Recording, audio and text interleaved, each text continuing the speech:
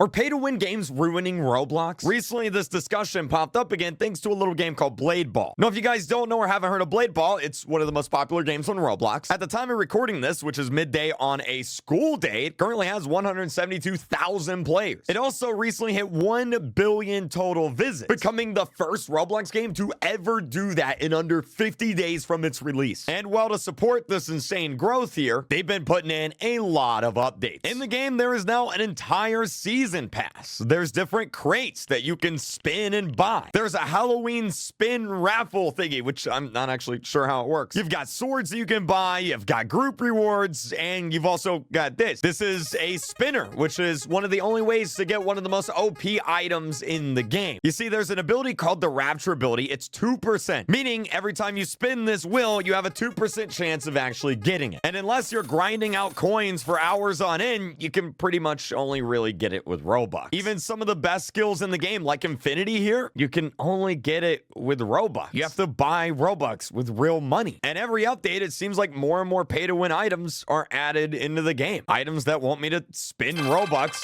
to get them. I have absolutely no idea what's going on right now. And anyway, this YouTuber here named Mr. Booshot, he made this tweet that says, not gonna lie, these updates are a huge L for Blade Ball. Why do all Roblox games resort to gambling and pay-to-win BS? Oh, he used a big word. And while this spurred a lot of conversation from fellow Roblox developers, creators, and players, DJ Monopoly here actually wrote like an entire essay on pay-to-win Roblox games and how they work on Roblox and, well, why they exist. His post was actually so long that I had to use ChatGPT to summarize the whole thing into an easy-to-read paragraph because I can't read. So the question is, are these players right? Are these YouTubers right? Is pay-to-win ruining Roblox? Well, first, we need to define exactly what pay-to-win is. For example, one of the most popular games in Roblox history, Murder Mystery 2. You can buy a lot of stuff in this game. Everything from different weapons to effects to various power-ups and emotes. But the large majority of items that you can buy here, they're actually cosmetic. They don't actually affect the gameplay of the game at all. It just makes your different weapons and knives look a little bit cooler. But then you also have games like Bed Wars here, where you can buy various kits, which do give you a clear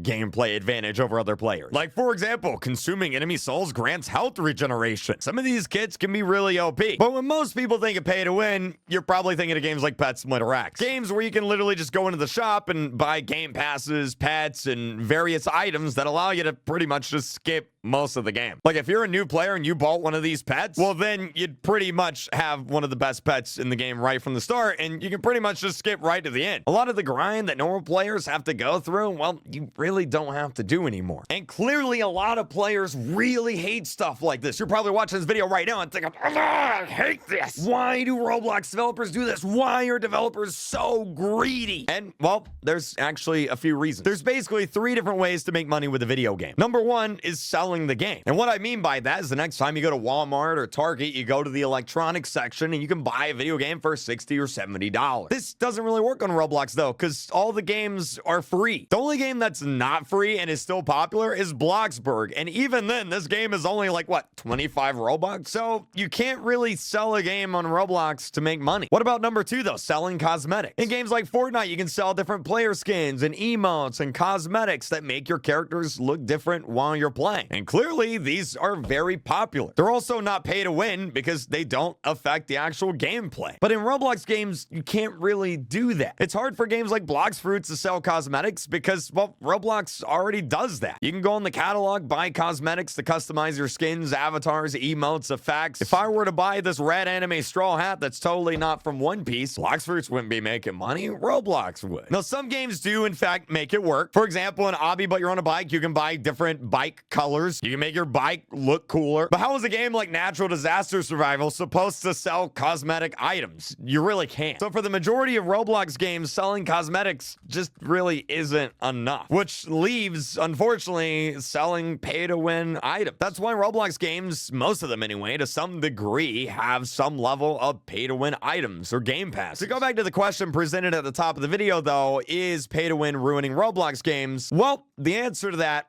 is actually kinda. Let's use a game like Pet Simulator X, for example. Obviously, the player counts for Pet Simulator X have went down a bit, quite a bit. And I think one of the reasons for that is because of the pay to win. You see, games like Pet Simulator, well, they kind of work like this, right? Players start over here in the green zone, and they want to get all the way over here to the blue zone. It's the end game. It's where all the big, important stuff is. It's where you can get the most epic and awesome looking pets. But in order to do that, you've got to go through all these other zones first. Now, for a normal player, that means hours and hours of grinding. If you started playing the game from scratch right now and wanted to get to one of the in-game areas, as a free-to-play player, it could take you months of grinding. But if you got some Robux, you can just go into the shop, buy all the best pets, and we'll just kind of skip your way there in a few hours. And so going back to my lovely drawing here, every time there's a new update in Pet Simulator X, it just adds another area to the end of this drawing. Boom, here's another update right there. And so what this means is if you're a new player and you want to play the new update that's all the way down here with all the new cool pets and stuff, well, you first got to get through all of this. People who pay to win can just kind of skip this with money and get to the end in just a few hours. But for normal players, it just means hours and maybe even months of grinding. And so my question to you guys is, what happens to the free-to-play players? The people who can't just skip their way to the new update? What happens to those players when they can't play the new stuff? Well, they just